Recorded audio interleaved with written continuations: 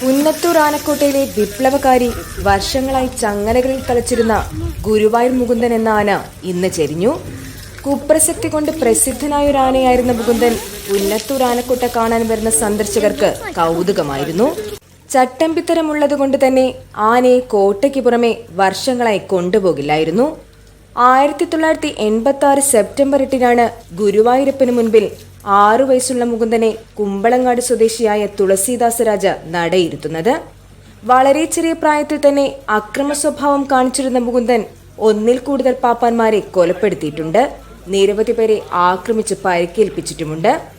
അപ്രവചനീയ സ്വഭാവമുള്ളതുകൊണ്ട് തന്നെ മുകുന്ദനെ പിന്നീട് കോട്ടയ്ക്ക് പുറമെ കൊണ്ടുപോയിരുന്നില്ല.